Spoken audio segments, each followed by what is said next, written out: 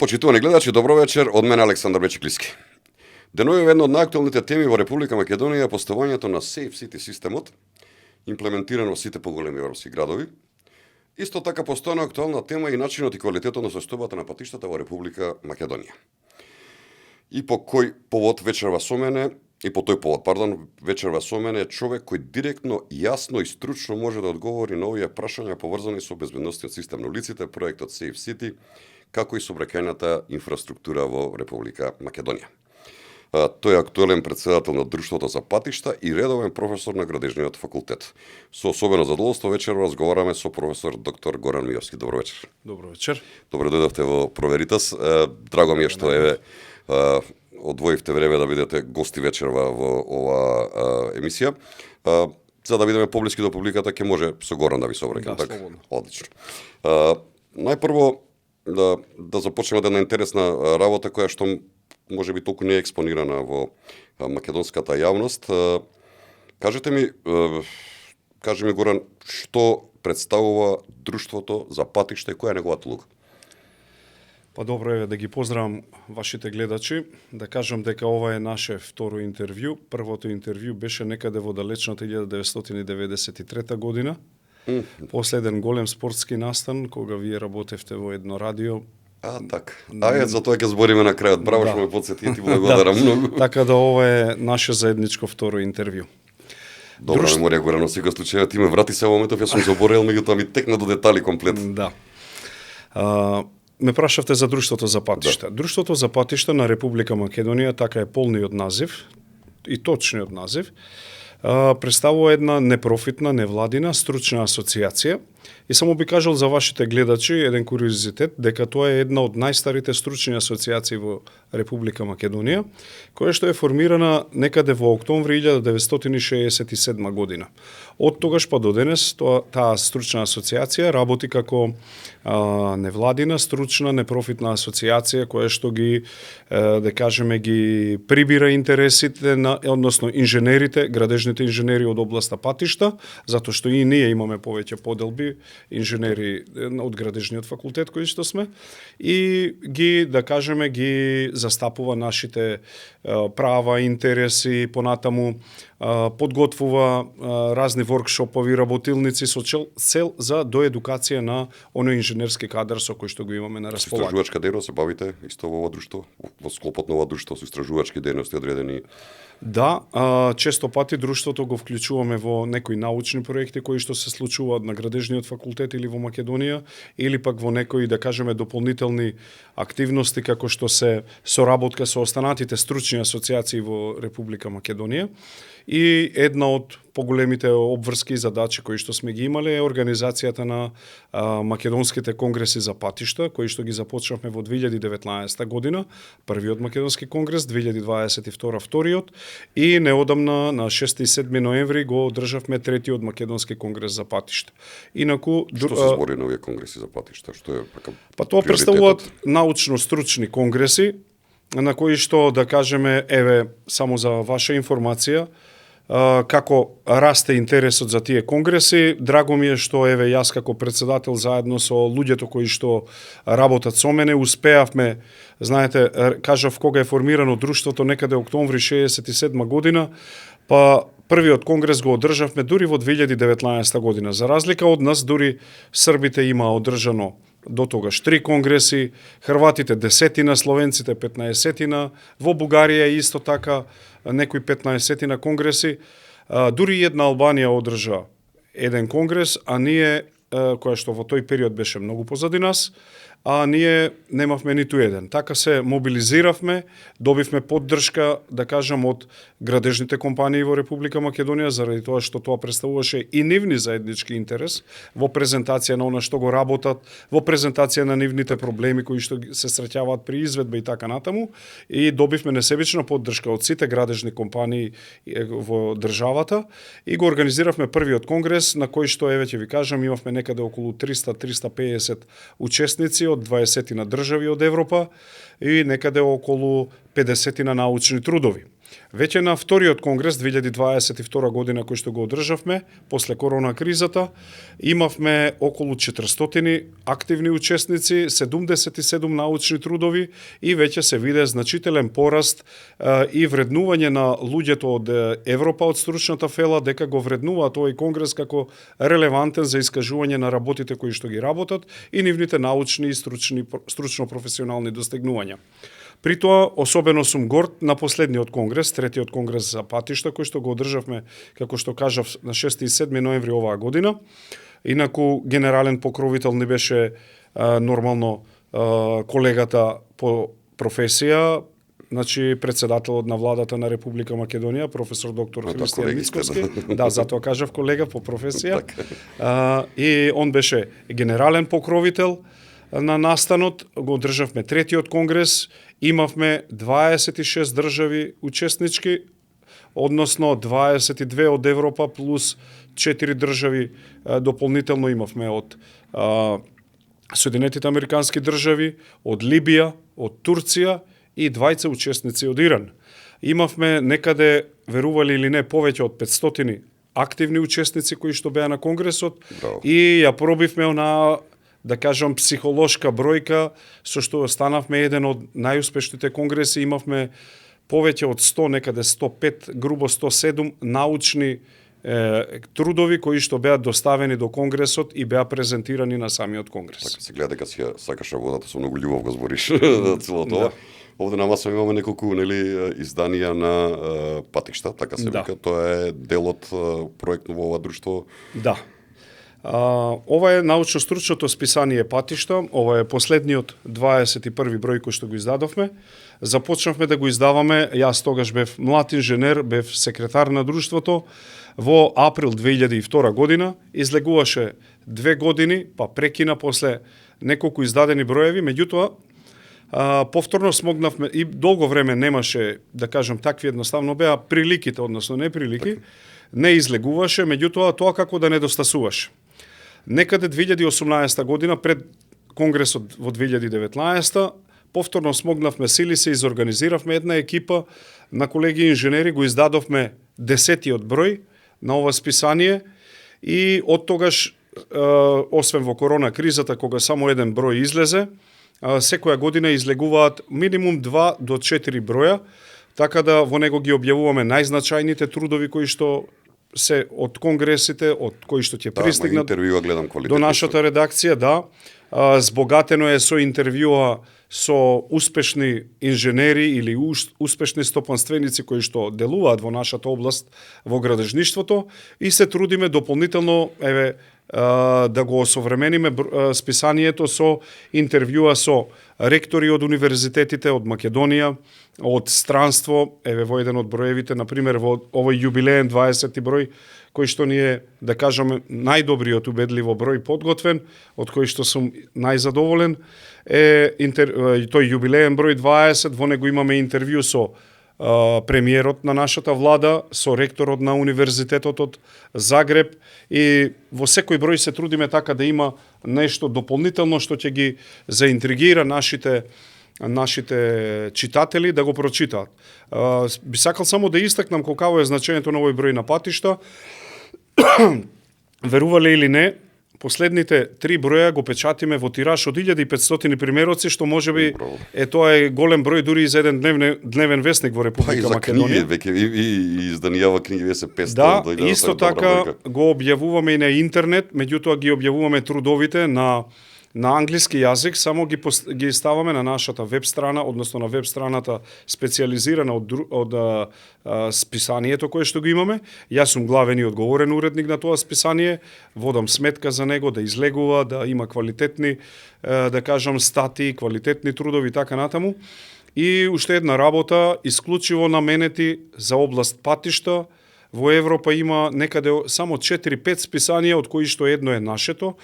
Тие се најчесто се само електронски, немаат тираж како нашево, што кажува дека и во една мала држава со ограничени ресурси и човечки потенцијали и финансиски така натаму, ако се има љубов, желба, амбиција и многу труд и непроспиени ноќи, може да се постигне нешто. Па ајде, здравје Боже, свидиме на 100-то издание овде. Кој ќе биде, Да. нели, како ви кажа. Јас сум со ова списание значи веќе 23 години. 23 години, да. Да, и верувајте ми, во еден од воведниците, бас мислам дека за јубилејниот број беше, иако се ќе го прочитам, го подготвувам, ги знам напамет текстовите и претходно, сепак ме прашуваат зошто вели го печатите се уште не иде само електронски.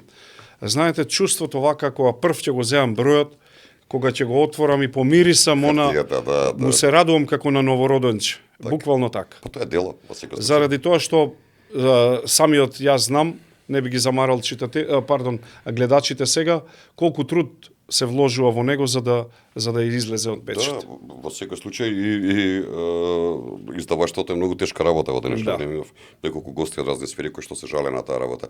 Хајде да проговориме Горан за она што во И само да потенцирам дека сите членови на Друштвото за патишта го добиваат бесплатно. Го доставуваме до сите државни институции релевантни, до собранието, до комисијата за транспорт и врски што е собраниската комисија, секој број стигнува до министерството, до сите министри го испраќаме до целата влада. Одлично. Да. Одлично. Значи тука и се покажува дека вреди тоа, стручно направено, чим го гледаат и го следат. Ајде да проговориме Горан за она што вака е можеби најактуелно во јавноста денојеве, тоа е проектот системот Safe City. Нели предизвикува поделени мислења во јавноста, секакви мислења. Кое е твоето лично мислење за овој безбедносен проект? Дали е во ред ова Скопје да го има, например, Safe City? Во ред е да го има цела Република Македонија, не само Скопје. Така. Ќе ви кажам зошто. Со оглед на тоа што во извесен период, како помлад инженер некаде во 2000 до 2003 година бев член на Републичкиот совет за безбедност на сообраќај, а подоцна бев исто така ангажиран во 2007 и 2008 година во изготвување на првата национална стратегија за безбедност на сообраќај на патиштата, а и професионално работам целиот период во патиштата, знам некои податоци кои што се, да кажам, поразителни за нас како општество.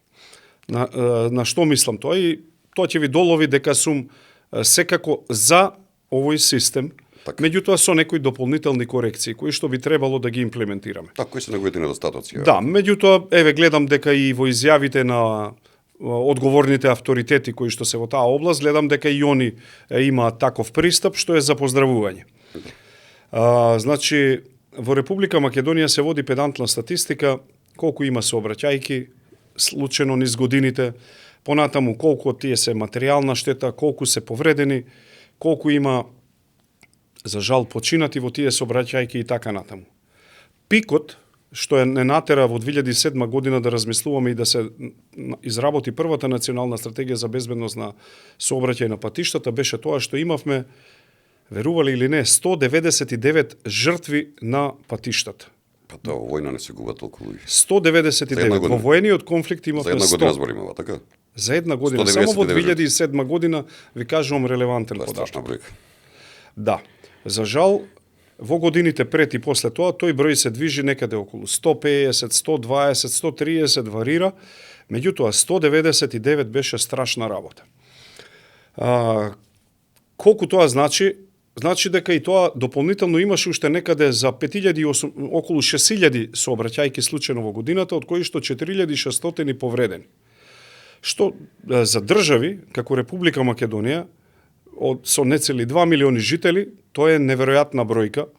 Перспективно, кога тоа, не дај Боже, би продолжило, буквално ние би дошле до промена на нашиот генетски код. Зошто ова го говорам?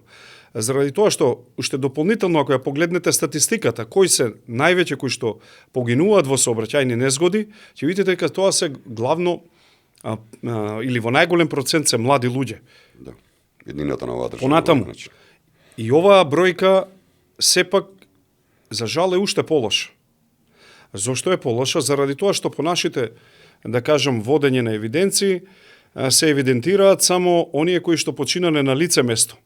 Так. Согласно европската регулатива, они до 3 месеци после сообраќајната незгода кога што се случува ако почине пациентот, се смета дека тоа е резултат од сообраќајната незгода. Не сум знаел овој податок. Така да Оваа бројка е уште пострашна. Се изработи првата стратегија, имаше некои фантастични работи, се направи од страна на МВР една квалитетна анализа, беа нотирани 169 во тој период црни точки на патиштата и се направи една анализа и се донесе квалитетна програма, национална стратегија за сведување за тој 5-годишен период 0 деца жртви до 2014 година, кое што мислам дека се постигна за среќа. Понатаму санација на голем дел од овие црни точки кои што беа појавени на патната мрежа и уште неколку битни приоритетни цели и задачи кои што во најголем дел беа остварени. Така, ова црни точки, вака да објасниме на граѓаните, се делови од патишта кои што не се прегледни, не се безбедни од било која причина, треба повнимателен да си на тие места, нели? Тоа се места каде што зачестено се случуваат сообраќајки и се нотирани како такви црни точки на патната мрежа. Така. Во моментов не би знаел да ви кажам дали се сите отстранети или се уште има некои. Со оглед на тоа што оперираме со податок кој што МВР некаде го имаше сработено во периодот 2004-2007, а ние го користевме во тој период и како таква бројка влезе во првата национална стратегија. Дали сметаш, Горан, дека Safe City може да се смета како чекор кон етаблирање на Скопје како една вистинска метропола? Да, само би дополнил на ова претходното и да продолжам понатаму дека некаде измеѓу 50 и 60% од овие жртви на патиштата се случуваат во градска средина. Така, во урбаните средини. Во урбаните средини, што значи дека овој систем за зголемување на безбедноста на сообраќајот навистина ни е неопходен. Потребен, не денес, можеби вчера. Така. Некој од кои му се вака недостатоци, нели, има разни муавети деновиве, па дали 10 плюс било пречекувањето добро, па зашто ќе ви кажам. Ајде, еве јас ако може, јас сум гостин во емисијава да ве прашам вас. Кога изготвувавме оваа стратегија, национална стратегија, барав податоци од колегите од секаде низ Европа и така натаму и дојдов до еден навистина непријатен податок дека еден човечки живот е пресметан, тоа некои, да кажем, западни држави пресметале во Европската Унија колку вреди еден човечки живот и така натаму. Цената на човечки живот се движеше од 1 милион евра до 5 милиони евра во 2007 година. Иако нема цена човечки живот, тоа се огромни суми. Да, тоа нема никаква цена, меѓутоа они направиле некоја математичка анализа, некоја пресметка дека толку чини и така натаму, најниско беше во некој од нашите соседни држави кои што се сега членки во Европска Унија, 1 милион евра, додека во Шведска и таму проценката беше на 5 милиони евра на еден човечки живот. Ако ги овие 200 жртви, ако ги помножиме по 1 милион евра по најниската цена, тоа излегува дека ние сме изгубиле 200 милиони евра. Да, покрај човечки животи. Покрај човечките животи кои што немаат цена. Да. Ако на тоа ги додадеме и повредените, ако на тоа ја додадеме и материјалната штета, па ние ќе стигнеме во таа година до некоја фантастична бројка од можеби 400 милиони евра. Да. Меѓутоа, видете, 400 милиони евра се страшна бројка денес, а замислете ако пресметаме колку чинело 2007-2008 година. Така. Тоа би било, од прилика негде би било, точно ќе ви кажам, се зема дека цените имаат пораст од тогаш до сега 65% некаде. Знам ова од калкулација на транспортна инфраструктура, 65%, па ќе добиеме колку би било таа сума денес. Така да, прашањето ми е, дали 2 км на час се поголем проблем или ова што го говориме? Да, во секој случај, ова што го говориме е најголемиот проблем 2 км на час. Најголемата придобивка ќе биде тоа. Се согласувам, да. Еве, и мене ми стигна пред некој ден 52 км на час. Тоа ми е прва, да кажам, опомена која што ми стигна, 52 км на час. И јас сум, исто како и сите, работам на патишта. Ако ме прашате зошто работам на патишта, од љубовта према автомобилите, так. Уште од мал, неодамна слушав, прашуваат еден зашто ова си го одбрал и така натаму, да. Затоа што ги сакав автомобилите. Не бев роден во Германија да бидам тркач со автомобили, тренирав друг спорт, па меѓутоа го сакав градежништвото и кога беше веќе за тоа да одберам, велам да градам патишта. Така. велат човек го памтат по нешто што ќе остави за себе, нели? Така е. И материјално и нематеријално, и тогаш вика тој човек секогаш ќе биде жив, практично, нели, му мислите на луѓето во сите тие работи, ако ќе оставиш за себе некое дело, нели си направил нешто така во животот. Што се однесува до забелешките на Safe City, да. Еве може да кажеме дека и јас од човечки аспект викам добро, можеш ли за два. Искуствата и сознанијата кои што ги имам од некои европски држави велат дека има извесен процент на толеранција, тој се движи некаде од 10, 15, 20, при што еве во Сојузна Република Германија е 10% толеранција. Тоа збориме о градовите, о метрополите, или Да, надвор. Да, Германија е специфичен случај, Да. се однесува на градските средини, 10%, значи во зоните за урбано живење, каде што исто како кај нас 30 км на час, 33 е толеранција на 34, веќе ќе ве сликнат, Така. и плаќате како пречекорување за 10 км на час. Во Шпанија мислам дека е некаде 15-20% и во другите држави има известни отстапувања. Што се однесува, еве сега неодамна бев на меѓународна конференција на Блед во Словенија, каде што имав прилика да споделам искуства со словенците и одма уште првата вечер искористив прилика да се информирам, викам, велам кај нас вака и вака ќе биде, како е кај вас. Во Словенија тој систем веќе 4 години функционира. Ми кажа дека има 10% толеранција во однос на брзината за пречекорувањето, тоа е се ради варијацијата на овие брзи. Резултат, вака, знаете словенците например дали Да, ќе ви кажам, вака ми кажа дека првата година буквално вика немаше човек кој што не плати казна и кој што додека се привикнавме на тоа дека во населените места стварно треба да возиме 30, а не 50. И вика по градските средини исто така 50, а не 70 и така натаму. Додека на отворените на автопатиштата велат, сега ќе кажам дека единствено овие пресретнувачите казнувале и казната била некаде, ако пречекори 150 км на час, со тоа што до 150 вели не казнуваат, има толеранција. И нешто што ми беше многу, да кажам вака, значајно по нивното кажување е дека најголемиот дел од камерите се поставени токму во урбаните средини, заради оној податок дека многу поголем процент од сообраќајките се во градските средини и второ ради заштита на пешаците, се поголемото значење кое што го даваат на велосипедскиот сообраќај. И заради тие причини главно дури вели и во селата не може да возиш повеќе од 30 км на час, сите села вика се покриени со камери. Има ли некој научно истражување зашто се определуваат токму на овие 30 и 50 км ограничувањето? Зошто е токму на 30 и 50? Да, има едно испитување. Зашто не е 60 како што неколку има испитувања кои се спроведени. Тоа генерално од испитувањата, да кажам, зашто е тоа 50, во суштина е 56 км на час, заради една конверзација од милји во километри на час. Спроведените испитувања во САД велат дека при удар на автомобил во човек шансите за да се преживее се до 50 километри на час, доколку би се случил, сега не дај Боже да удри со главата која ќе падне во рабникот од страна, меѓутоа до 50 км на час се големи шансите ако автомобил удри во ова како се вика во пешак, дека тој ќе може да преоживее. Што се однесува исто така НКАП тестовите и така натаму кои што се правени, јас тоа го имам дури поставено во моите предавања на студентите кога им презентирам, па кога ќе видам обично тоа на крај, меѓутоа ако видам дека студентите во некои врнежливи денови или така, ако случајно губат интерес за наставата, па веднаш префрлам нешто поинтересно да ги подигнам. Има вршено испитување каде што вели дека кога би се судриле автомобил со автомобил на 60 км на час, дека тие се движат со 60 км на час, се удира со половина или со 1/3 од возилото, така настануваат сударите. За среќа немам искуство од она што сум го видел и прочитал. Никогаш да немаш како да тропнало дрво.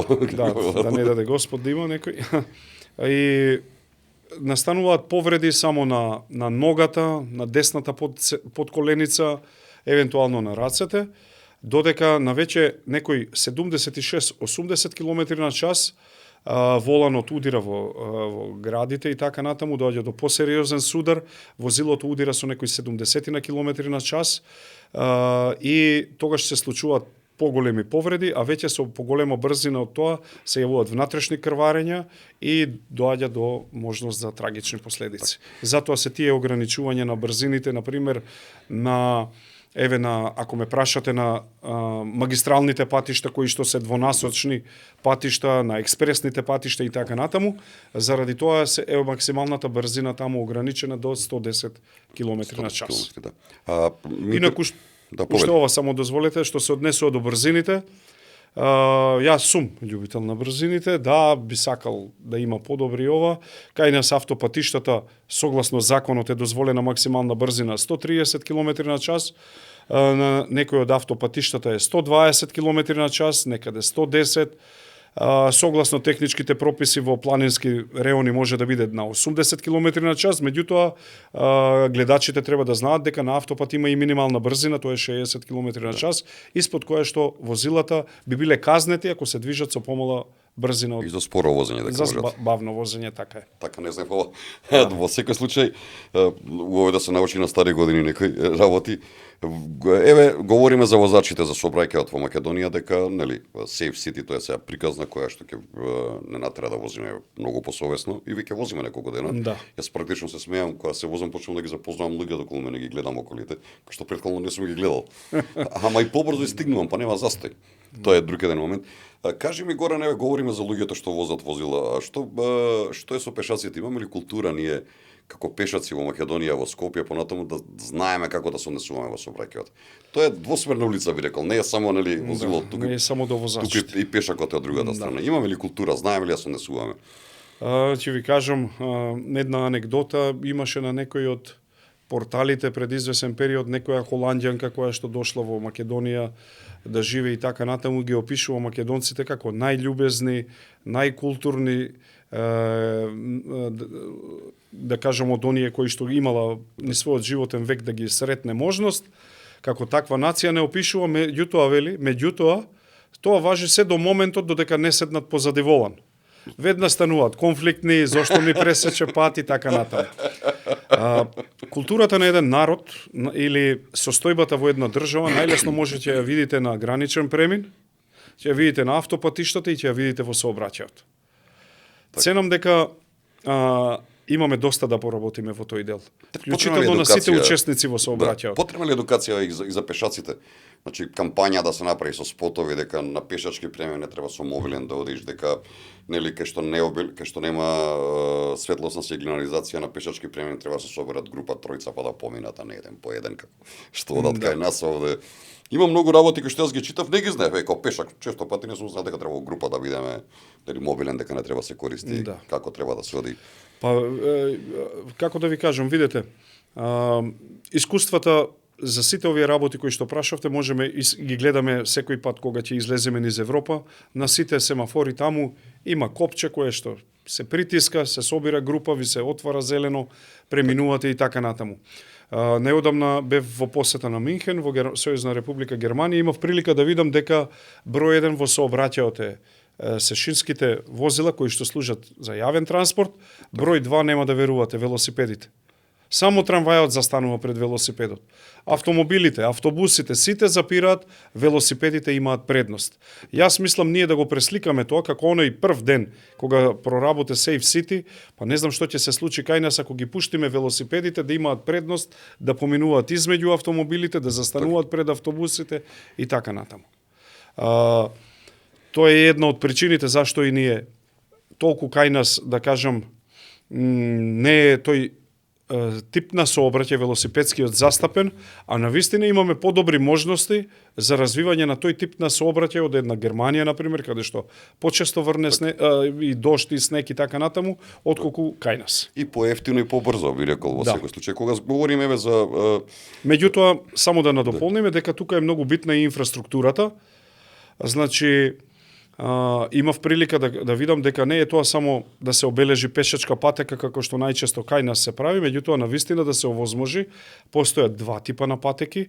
Едната е која што е за должински патеки, односно за возење побрзо со велосипед, која што на пример ве вози од Ѓорче, да кажеме, до автокоманда, а другата е и со можности за исклучување, исто како и градските сообраќајници што има магистрални. Тротинетиве каде се, во која група спаѓаат електричните тротинети? Тие се вака најопасни во Скопје ако ги Во некои држави, на пример, чинам дека беше во Франција веќе ги забранија, а во Германија гледав дека се ги користат истите велосипедски патеки како и така. Да. Пошто кај нас гледам сегде возат и на пат, знаат и на тротоар кај пешаци се качат и се опасни. Некои има такви до 40 на час развиваат брзина. Они се опасни и за останатите учесници во сообраќајот, замислете да удрат во некој пешак со 30-35 километри, меѓутоа се опасни и за себе, затоа што најголем дел од нив возат и без кацика, без елек и така натаму, така да представуваат сериозно загрозување на безбедноста на сообраќајот.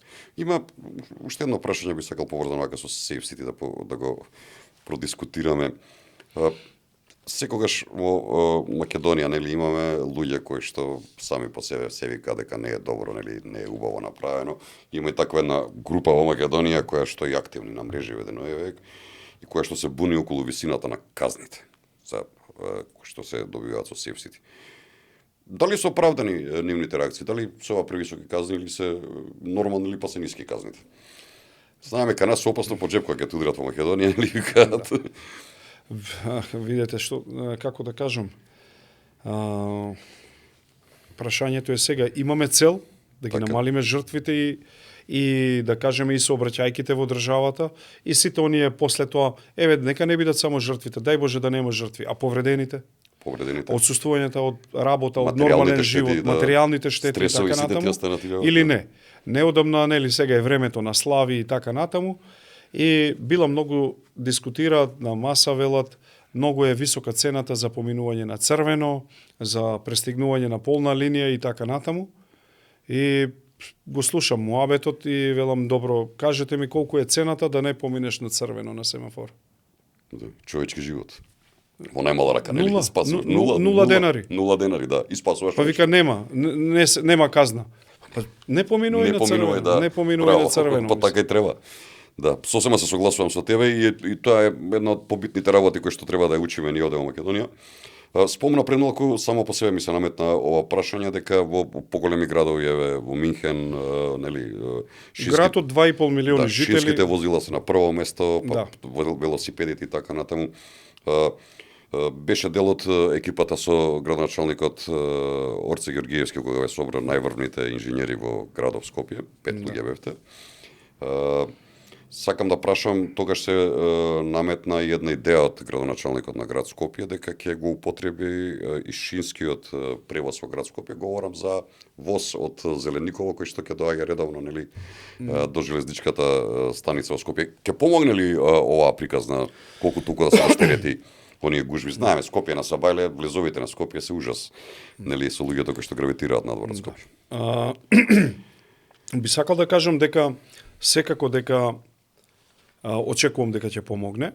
Шинскиот превоз е еден од најзастапените превози кои што го има и низ европските метрополи за транспорт на поголема бројка на луѓе кога заминуваат или се враќаат на работа за оние, да кажам, во оние шпицови кои што се јавуваат и така натаму.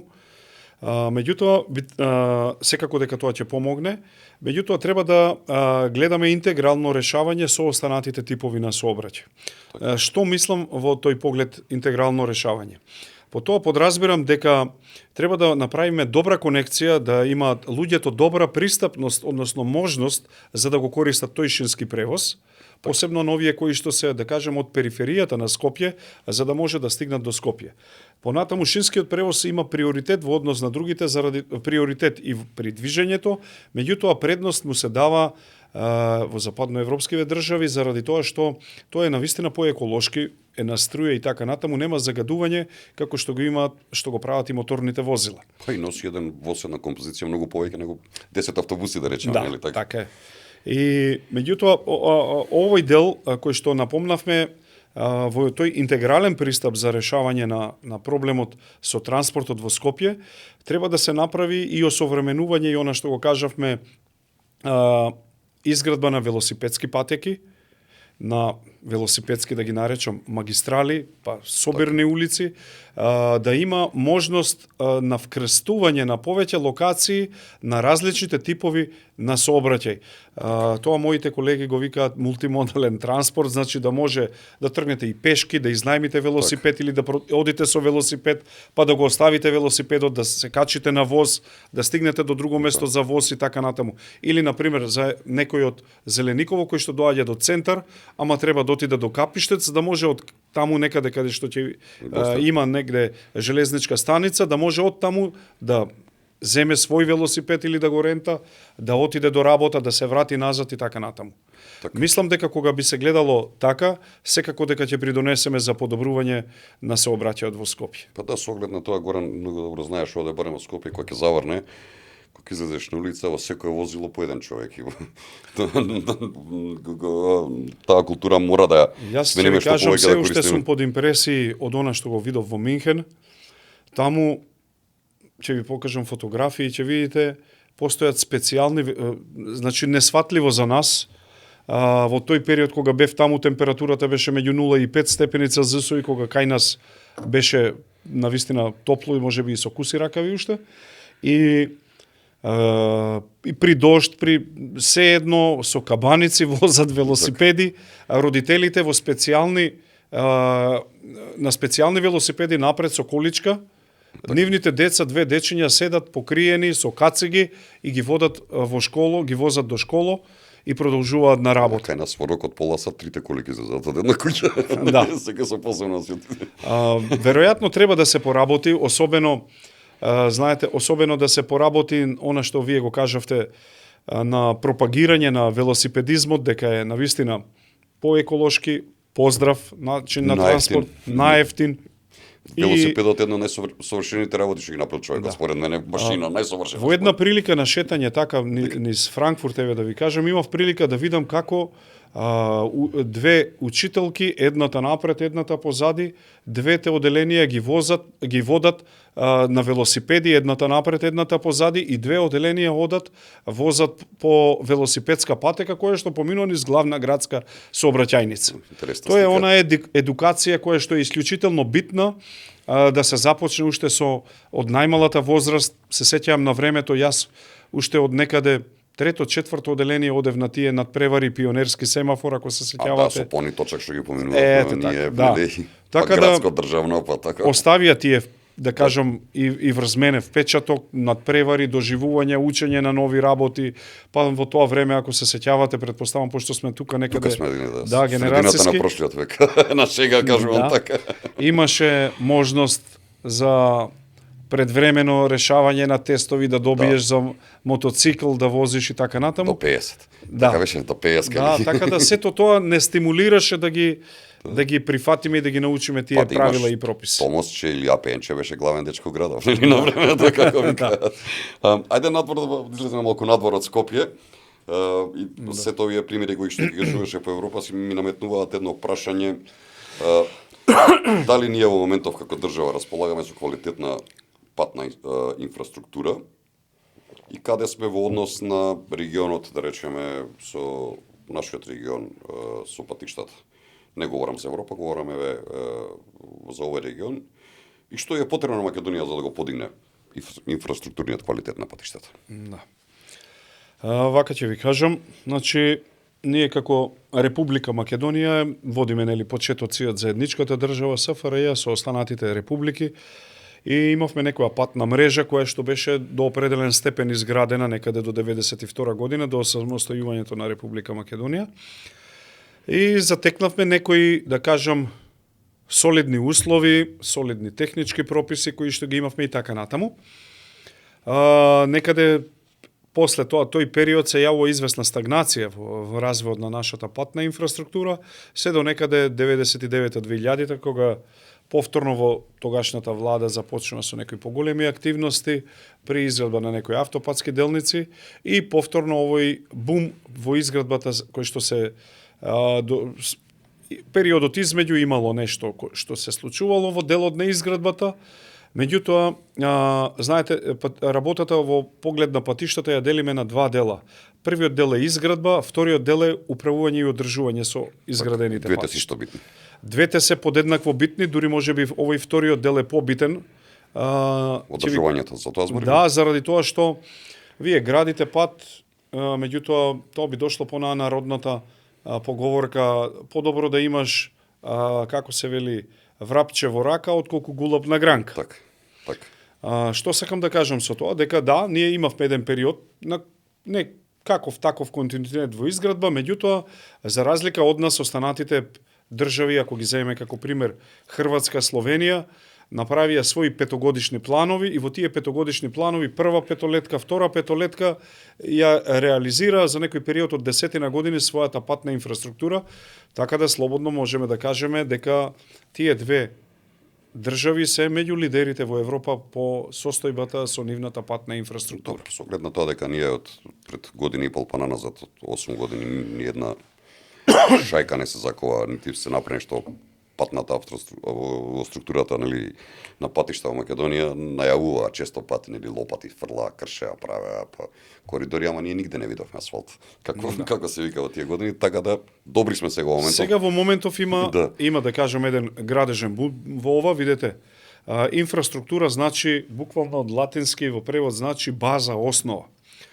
Патна инфраструктура значи тоа е база, основа на целокупниот развој на една држава. Ако погледнеме само тоа, не е само тоа што ќе го добиеме ние како држава. Внимавајте што ќе ви кажам еден податок релевантен, дека градежништвото како индустријска гранка опфаќа 30 останати гранки кои што треба да функционираат, да работат за да работи градежништвото. Так. Тоа значи огромен обрт на пари и капитал. Значи прехрамбена индустрија, производство на материјали, самата градежна индустрија, каменоломи, рудници и така натаму. Ако погледнеме на таа табела, која индустријска гранка повеќе опфаќа од градежништвото, само една, рударството. Меѓутоа тоа е базична. Само ископ на руда. Так. И врзува 32 гранки. А градежништвото 30 гранки врзува. И создава. Дополнително капитал создава.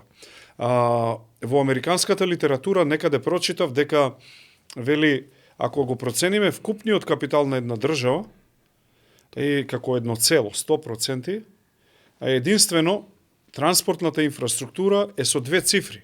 И релевантно е дали е 10,1 или 10,9. Меѓутоа единствено тоа е со две цифри. Сето останато, сиот капитал во државата е со една цифра. Може да е 9,8, може да е 4,3 и така натаму проценти. Меѓутоа само оваа инфраструктура влага со две цифри. Тоа говори колкав капитал имаме. Сега кога веќе тоа го кажав, да кажам дека ние во Република Македонија во моментов имаме околу 250 километри автопатишта, автопатска патна мрежа. Имаме околу 4600 до 5000 километри државни патишта во кои што влегуваат автопатиштата, експресните, магистралните, регионалните прва, втора категорија. Така. И имаме вкупно околу 14500 километри патишта вкупно, вклучително тука и локалните и општинските патишта. Така. За да сватите колку имаме постигнато, јас често пати милувам да кажам дека тоа на состаноците на Друштвото за патишта, дека скоро да нема друга гранка во држава која што има таков прогрес направено во Република Македонија. После овој податок ќе се согласите со мене. Во зборникот издаден во 1977 година, се сеќавате тие, ние бевме деца тогаш, по основно образование, заем за патишта кога се градеше и така натаму. По завршувањето на таа изградба на патишта, во тој зборник може да прочитате дека во социјалистичка или народна, не знам како, Република Македонија, како дел од ФНРЈ, во 45-та година имало под современ коловоз, веројатно се мисли на асфалтен коловоз, 800 метри само. И биле некаде на делницата од рафинерија према Куманово.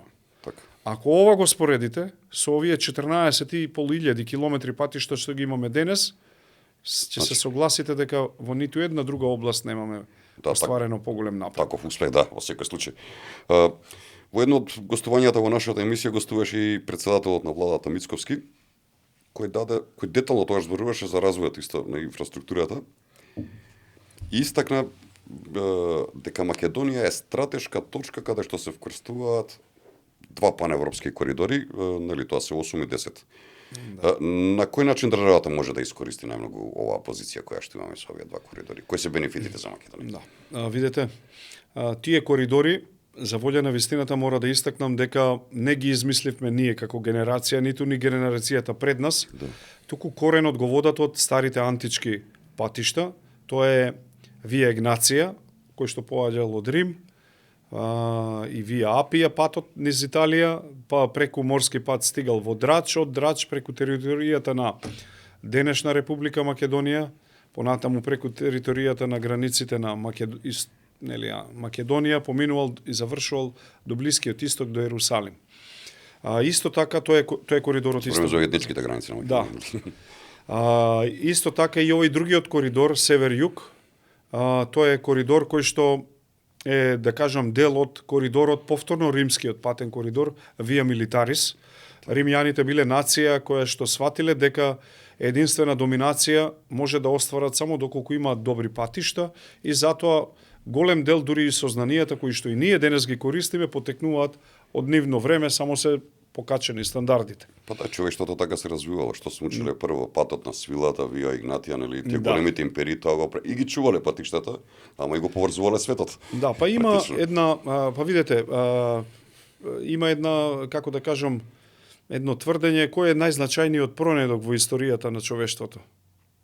Кога ќе ги прашам студентите, добивам различни одговори од типот на компјутер, па лаптоп, мобилен телефон и така натаму. Тркало. Се извинувам? Тркало. Најзначајниот пронедок е тркалото. Ете, во моментов го помислив така. Најзначајниот пронедок е тркалото. Така, сосема случајно ти го кажав, ова да знаеш, во моментов прво го помислив тоа. Да. Сега, аналогно ако тргнеме на ова, ако е тркалото, на тркалото му е неопходен пат.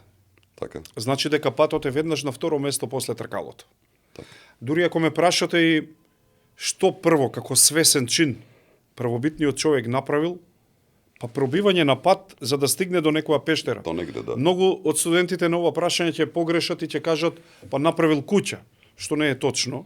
Туку така. Морал да искастри гранки, да нешто направи, да стигне до некоја пештера да се засолне.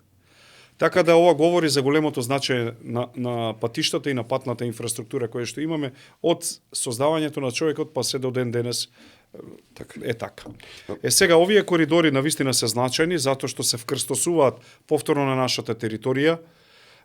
Тие сега нас ни се благодет, бенефит, не можеме да кажеме дека така било низ историјата. Ние велиме со гордост, нели, истакнуваат некои луѓе дека сме мултикултурна, мултиконфесионална и така натаму. Тоа е токму заради тоа што поминувале многу војски низ нашата територија. Затоа имаме пак богата историја. Крстопатот на Европа, како викаат Македонија, нели? Така да ние сме тука еден крстопат кој што тие 2, 8 и 10 коридори се вкрстуваат и овие последниве, да кажам, последниве напори кои што ги прави владата од аспект на доизградба на автопатската патна мрежа во државата придонесуваат за валоризирање на оваа централна позиција што имаме на Балканот. Да, ние за жал немаме во моментот излез на море, меѓутоа имаме геостратешка позиција која што со овие два коридори, патен и железнички, би сакал да истакнам, се вкрстуваат тука и представуваат голема крстосница. Перспективно понатаму, може би за нас сега изгледа и Вардарска долина како еден проект кој што е, да речам, може би нереален да се изведе. Да, во овој момент се согласувам. Меѓутоа тоа не значи дека утре нема да дојдат попаметни и помудри генерации од нас. Да биде пловен Вардар, така? Да, до Дунав. И Солун да се поврзе со Дунав, Солунското пристаниште со Дунав. Во тој случај видете што создаваме ние. Нашите идни поколенија и генерации оставаме за нив едно непроценливо богатство. Спомнав предходно во некој од прашањата што ми поставивте, можност за мултимодален транспорт. Замислете да стига по воден пат нешто до Велес, па од Велес би бил центарот на Македонија, на Балканот, па можеби и на Европа. Тој бил, нели, гемиџиите до таму стигнувале на времето, Вардар кој бил пловен. Значи, Скопје немало железничка пруга, Велес имало. Да, тука би можел да се формира еден голем мултимодален транспорт за каде што би се вкрстувале воден пат, железнички пат, понатаму автопатиштата и замислете на неколку километри воздушна линија во Овче полето изградба на еден голем карго аеродром. Што тоа би значило кога целата стока би стигала до Велес и од тука натаму би се дистрибуирала и колку тие наши генерации би имале бенефит од транзит, од на сите овие патишта. Така, Бог не дал убаво место да живееме, треба само да го искористиме тоа, нели? Би рекол. Би требало да бидеме мудри и да носиме правилни одлуки. Така, ајде малку да оставиме ова улици и патишта на страна, да проговориме за тебе лично ако може. Се работи, нели, за семеен човек, професор. Да. Какво мислење имаат студентите за тебе? Каков професор си? Помислам дека сум строг. Веројатно тоа од мојата физиономија, од мојот пристап кон тоа. Јас има тоа зашто е така. Јас сум воспитан во еден, да кажам, бушидо дух заради моето долгогодишно занимавање со карате спорт, дека има кодекс тоа на честа. Така се бушидото е кодекс на честа, така? Да, на однесување. Да. И во спортот кој што сум го практикувал и се уште го практикувам, меѓутоа и во областа која што е работам патишта и таму има стриктно толку до толку, не повеќе, не помалку и така натаму. Така да јас на првиот час им велам на студентите, јапонците велат принцип на огледало. Ако ми се насмеете, ќе ви се насмевнам. Ако ми се намуртите, ќе ви се намуртам. Така, браво, добро. Ајде, ја отворивме темата сама по себе за... Инаку, семеен човек, татко на две деца, сопругата исто така е професор на факултет, на стоматолошки факултет, керката е банкар, живее и работи во Германија, повозрасна е, синот само што дипломираше. Реализиран човек, би рекле, во денешно време, нели? На некој начин, така? Со Божи благослов, да. Така, кога говориме за тоа, сигурно, за да бидеш ова што си денеска, се изградиш во оваква личност, помогна нешто за кое што ја почнав емисијата и првото интервју што го направено пред 20 и нешто години. Значи, тогаш, додека траеше емисија, ми се вратија сите тие спомени. Горан го знаат како првиот македонец, спортист, така? Да. Кој што настапил под македонско знаме. Да. И првиот кој што ја представил Македонија како Република Македонија, нели, во тој тоа беше чинам 1992 година, така? 16.11.1992 година. Тој датум нема да го заборавам како ни годината на раѓање и мојот датум. Што се случи на тој датум? Што беше, еве да им кажам. Јас сум очевидец на целата работа, правев емисија радио која што бевме многу среќни. Па вака да ви кажам, тогашниот карате сојуз на Македонија. Иначе беше ти југословенски репрезентативец. Јас бев така? Бев трет беше на првенство. Тешко во една држава 20 милиони да бидеш репрезентативец во тој спорт, беше стварно навистина голем успех. Според јас бев јуниорски репрезентативец, тогаш бев помлад. Освоив трето место на првенството на Југославија, бев поканет за сојузната репрезентација од тогашниот селектор Душан Дачич. Имам некаде околу 10 настапи за таа јуниорска репрезентација. Исто така настапував во првата југословенска карате лига, која што беше покрај француската и италијанската една од најквалитетните во Европа. Настапував за карате клубот Евроинвест од Прилеп, тој беше во првата македонска лига. Имав подобри понуди од аспект на финансии да настапувам во македонската карате лига, меѓутоа предизвикот да се биде пред очите на селекторот на југословенската репрезентација тогашна и да се настапува во прва лига, навистина беше голем и јас го одбрав тоа. Како беше чувството, кажеме, 92 на 92 година станавме членки на Светската карате федерација под име Република Македонија. Гордоста беше навистина голема.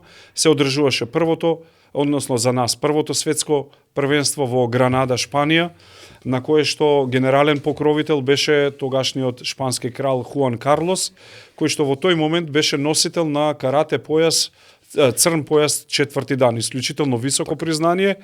имаше и он беше покровител на тој настан. Во Гранада отидовме, настапивме таму. Навистина беше за нас голема радост, свечен чин. И таму имавме проблеми тогаш со репрезентативците од јужниот сосед, кои што едноставно велеа да, ќе ви го одземеме знамето и така натаму настана. Да, тогаш уште старото знаме уште. Да, го носевме знамето со сонцето од Кутлеш. Една фотографија, нели? Да. И тоа баш и на таблата може да видите пишува Република Македонија. Република Македонија, да. Да. И така сите се спремаа за настапите, колегите мои репрезентативци, кој ќе го носи знамето и јас реков јас ќе го носам. Вика ако ве нападнат, пошто на свеченото постројување се излегуваше само со еден носител на знамето и женскиот дел од екипата. Така беше протоколот. Уште некој, мислам дека уште еден излегуваше од репрезентативците. И јас се пријавив, викам, мене ќе ми биде чест и тогашниот селектор сега починат Димче Кичевски и пред се Чедомир Саздовски, професор беше поранешен на факултетот за физичка култура и мој тренер во тој момент. Едноставно да пресекоа Горан ќе го носи знамето. Вика ја викам само ако мене нешто ме совладаат, само тогаш може да го земат, али тешко. Знам дека знамето тешко, нели не се дава никогаш. Не се дава никогаш знамето, така. Знамето, така. Така да бев таму, ми остана тоа како драг спомен. Навистина сум горд на тоа. 16 го памтам датумот, ви кажав, 16 ноември 92 година, Шпанија, историски податок. Така да горд сум на тој чин. Така, јас те паметам како одличен каратист на времето, блиско сме и со генерацијски, ги памтам тие времиња кога за да тренираш карате, да бидеш каратист е моделот за да станеш добар човек, оно што го кажа ти ако го примениш кодексот на честа, кој што го користат.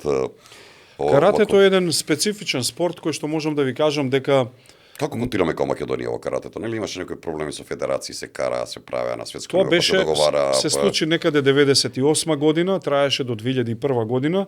Тоа е веќе да кажам третиот циклус од моето карате работење. После завршувањето на спортската кариера имав карате клуб Шампион, кој што заедно со колегата Бошко Заборски го отворивме, создадовме извонредна генерација на каратисти кои што освојуваа медали. Би го напомнал Горан Митревски, кој што на светско првенство, замислете, во Атина во финалето изгуби од Грк, меѓутоа освои второ место во свет. Тоа е третиот период од моето карате работење, кога јас постанав председател на карате, тогаш Македонската карате федерација во 2001 година, бев председател до крајот на 2003-2004 година, чинам дека некаде беше, и тогаш постанав председател на карате федерацијата, ги обединив двата карате сојузи во еден, со принципот, знаете, имаше јас сум еден и сакам и тоа, и тоа, и тоа. Рековме, ако сакаме да имаме настап пред Светската карате федерација, пред Европската, да сме признати од нашето тогаш Агенција за млади и спорт, еден човек, една функција и така ги задоволивме сите барања и тогаш ги поставивме темелите на она што сега се постигнува. Ние сме имале извонредни карате резултати, например, подоцна преку Сашко Арсовски, подоцна неговиот брат Жарко Арсовски, би сакал да го напомнам само првите освојувачи на медали од меѓународни надпревари, тоа се Елвир Куртановиќ, кој што беше европски шампион. Мислам дека од мало, од Топанско поле, од Цветан Димов, така се каже карате клубот, колку што се сеќавам таму. Карате клуб Цветан Димов од Чаир. Така беше. Зоран Пејов, да не пропуштам некој, нека не ми се налутат кога говорам за ова, стално ми се враќаат емоции и така натаму. Само ради тоа некој би пропуштил, инаку многу сум внимателен, не заборавам да ги напомнам сите. Денеска, пред некој ден се Берат Јакупи, исто така да го спомнам, кој што пред неколку дена ја заврши својата спортска кариера како 4-кратен европски шампион. Замислете, мислам дека немаме спорт во државата кој што има толку некои освоено титули, има и светски медали. Минатиот викенд се одржа, сега баш завчера заврши првата односно заврши младинска светска лига, каде што имаме еден светски шампион и едно трето место. Тие се помлади генерации, не им ги памтам имињата. Така да мислам дека тоа е еден спорт кој што дава добри резултати и не само спортски резултати кои што подоцна да кажеме остава едно влијание врз луѓето позитивно на коректност. Да. Квалитетни, принципиелни по она како треба. Создава интелигентни луѓе, голем дел од овие каратисти кои што беа од мојата генерација се денес успешни стопанственици, газди на разни компании, делот постанавме професори и така натаму. Луѓе професори, тоа сакам да кажам. Да, така да мислам дека е сепак спорт. Да не ме разбират погрешно за разлика од фудбалерите на пример. Јас го сакам и фудбалот. Јас го сакам исто, ама сум тренирал 4 години паралелно и фудбал и карате, меѓутоа во одлучувачкиот момент каратето повеќе. Одлучив за карате, така да видов нешто повеќе од оној дел кој што беше како да кажам она што вие го потенцирате како изградење на карактерот, го имаше повеќе во каратето и тоа беше причината зашто продолжив со карате. И очигледно не си изгрешил во секој случај. Горан времево ни помина, не знаш колку брзо ова денешно издание ова наша емисија. Беше големо задоволство што си ми гостин овде и што да, и мене исто. Без оглед на тоа што сме добри пријатели 30 на години, можеби и повеќе.